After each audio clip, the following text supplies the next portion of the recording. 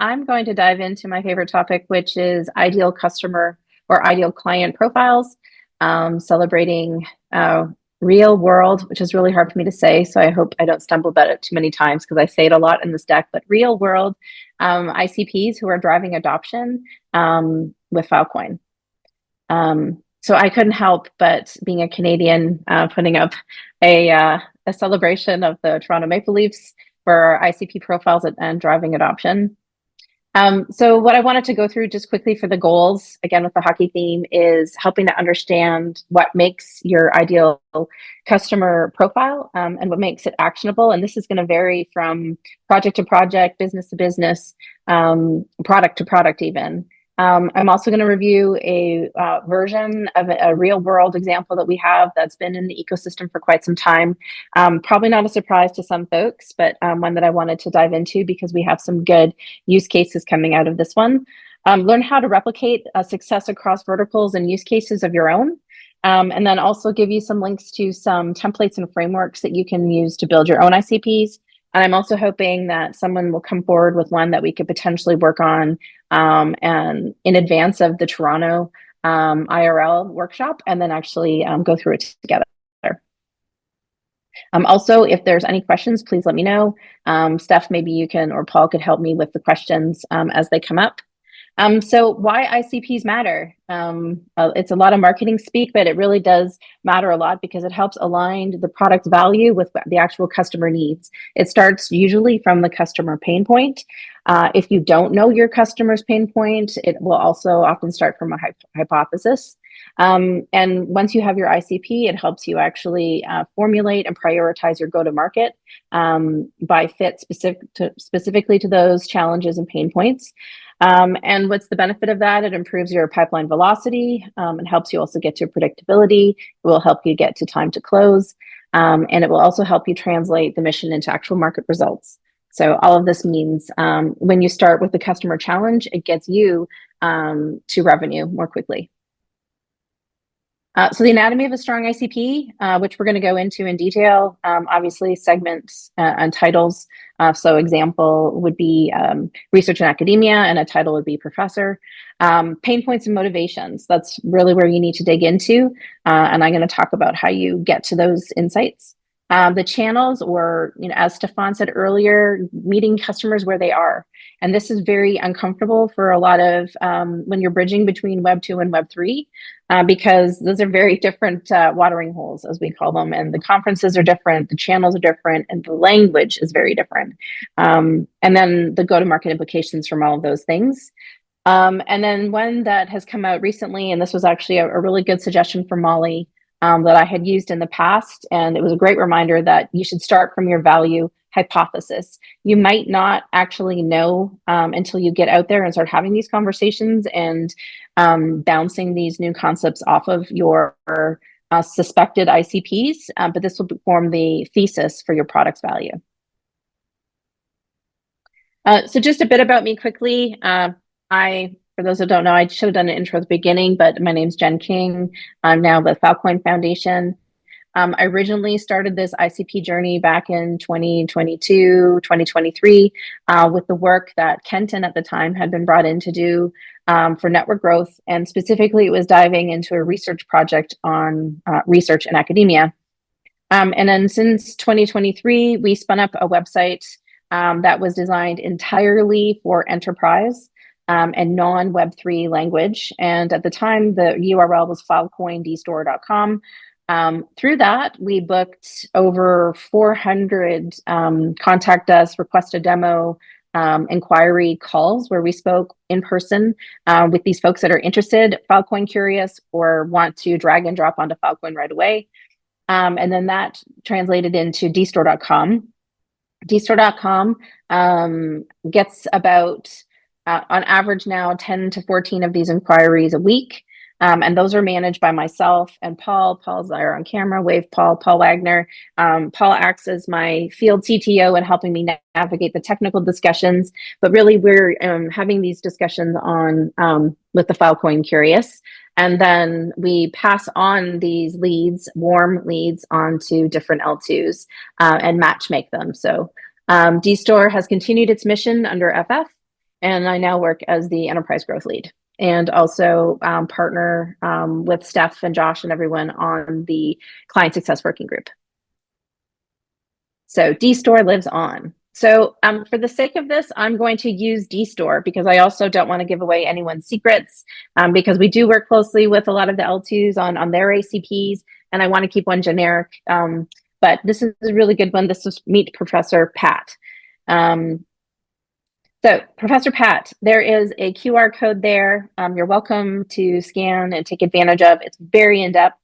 I'm also only doing Professor Pat at this point because this is a public and recorded. We are going to release this one so that people can have it out there on the interwebs. The really edgy ones and the ones that we're really focused on from the results of all of the work we're doing on the Client Success Working Group, you will get if you come to Toronto. So you have to come to Toronto.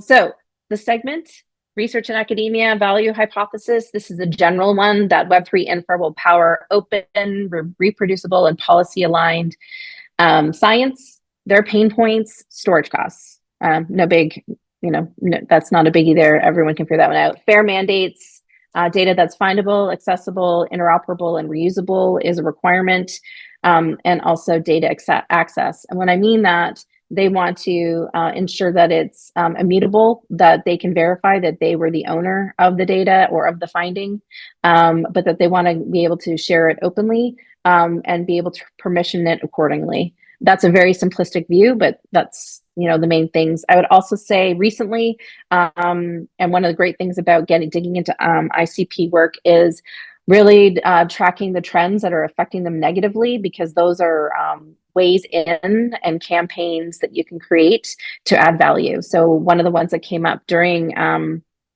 last year, well, when I first started with Professor Pat, was NIH and specifics around the way that you manage and archive your data.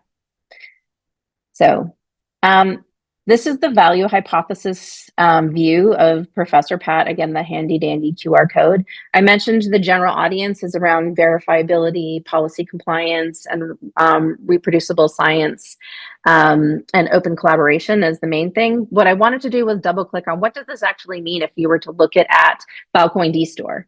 So there's the broad statement to the far left. There's one specifically to cold archival, another one to object storage, and then one specifically for using the language around S3 compatible storage. The reason why these are all important is because these are the search terms that Professor Pat uses. These are the ones that he likes to use and see in the language.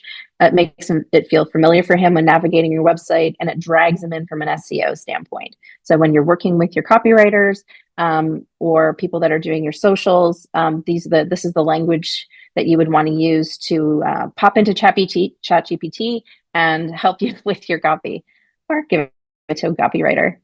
Okay, so core challenges, there's different buckets, and I love these buckets. These are the ones that I like to test on, and I'm going to show some examples of how I've done it with Professor Pat from a marketing standpoint.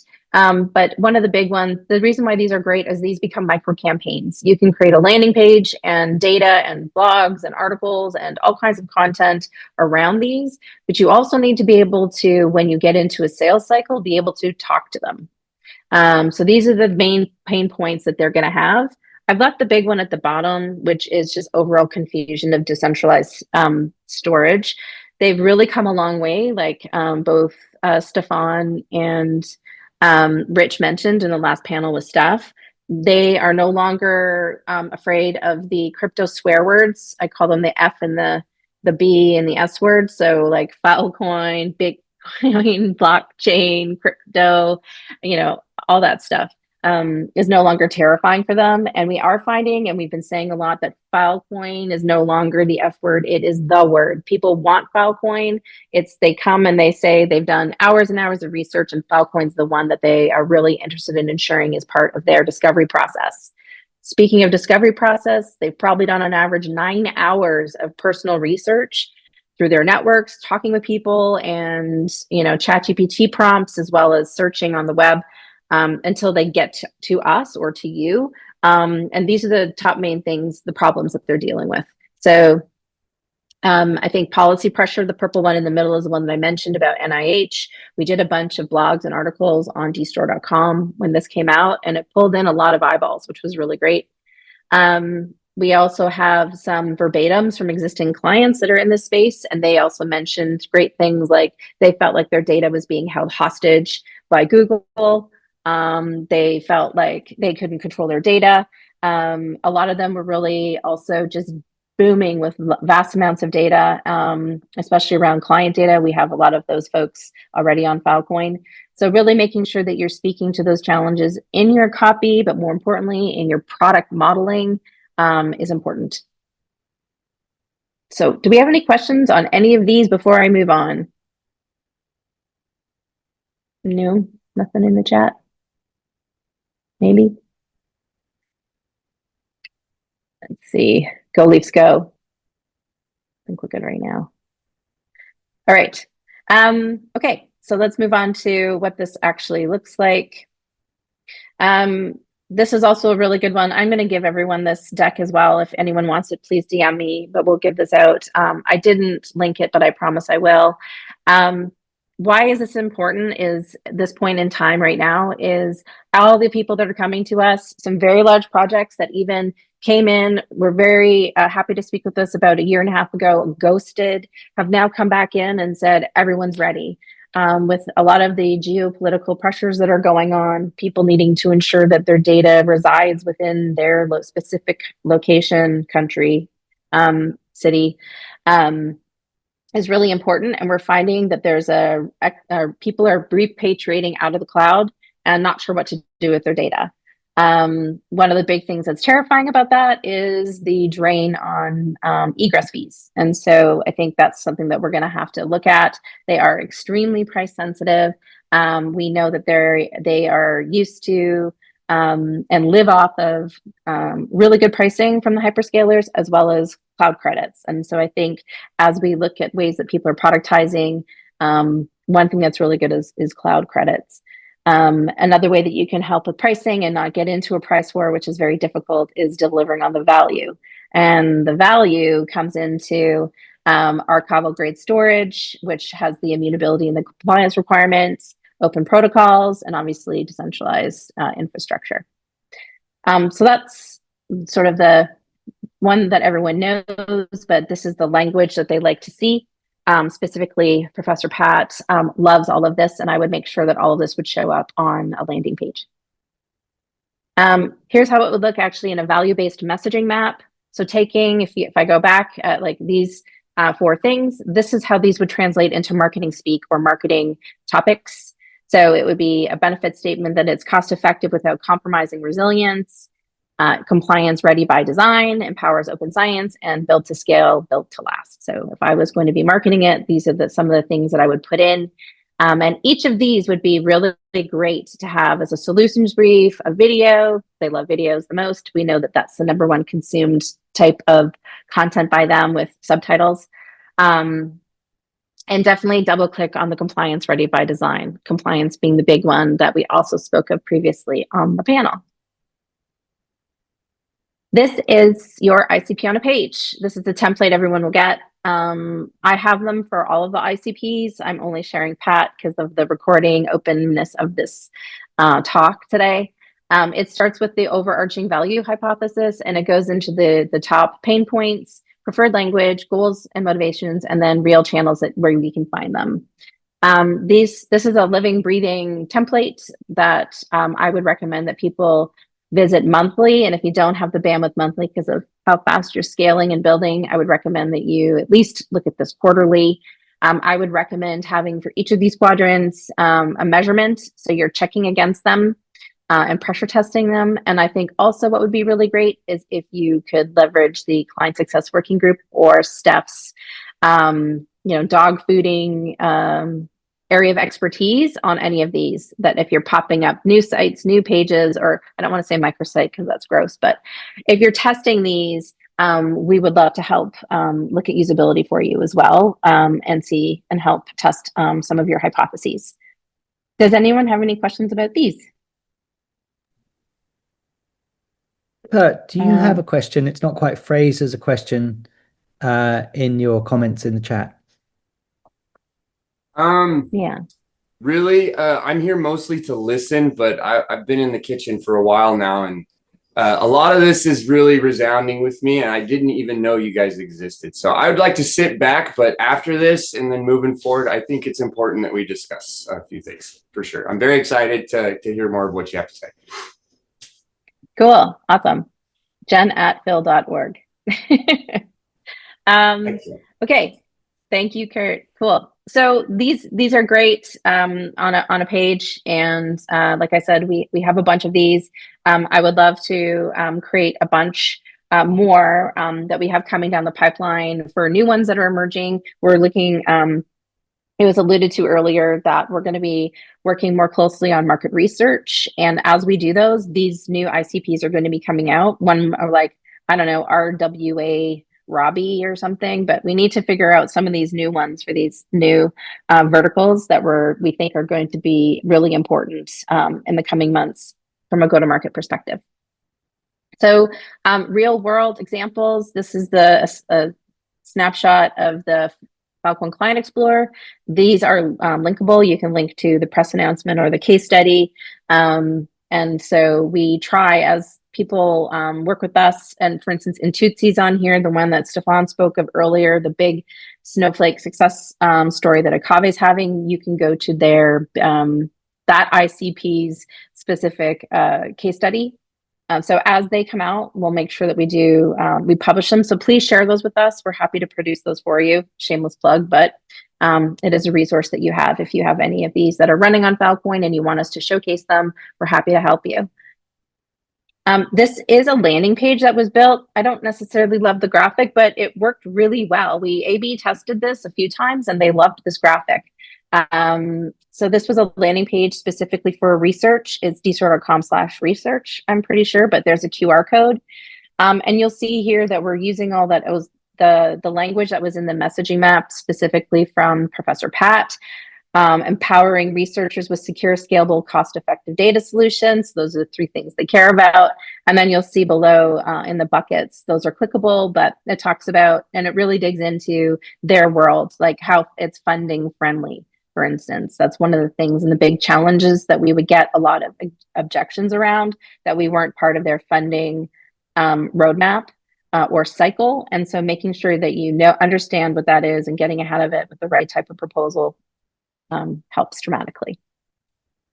And this is the bottom of the page, which is just so you can see like a double click of when you're designing anything for these ICPs, make sure that you give them lots of different self-discovery avenues, talking on all the different areas of the benefits that you have. Minimum, do one really well, then scale to 3 to 4. In this case, we've got 2 case studies and 2 blogs. And just for everyone's awareness, all of the traffic and all of the leads that come off of dstor.com come through organic. So they are out searching or coming in directly into dstor. We do get a lot of traffic from filecoin.io/store, but it doesn't really convert into a lot of these Web2 conversations. We get a lot of Web3 activity, but specifically for Web2, they find us through organic search, and this is the type of content that they're consuming. So it doesn't have you like putting out one piece of really good content a month is great, and then followed on with a couple little articles. You'll start to see a bunch of growth. And this is also just another example on the website, but this is one of our professors in action. This was VCCRI, and you'll see I've highlighted in yellow from Victor Chang. You'll see it's actually in all of the keywords that we use for them in their testimonial for us from the press announcement, that it helps with their key research projects to store for perpetuity, also ensures integrity, through content identifiers, and it talks about how they're scaling with massive amounts of open data sets. So it's just kind of like a nice, in their own words, of our ICP coming to life. Lastly, this is an ICP development template that I use. I've added in the new value hypothesis there, the general one, and then I did an example of one if I was specifically building the dstor S3 cloud solution page. what I would be making sure the most important keywords were in a sentence. I know it's hard to distill all of our words because we have a lot to say down to a sentence, but this is a really good example. The QR code will give you the template, copy it, make it yours. And I'm hoping to be introduced to some of your ICPs in Toronto.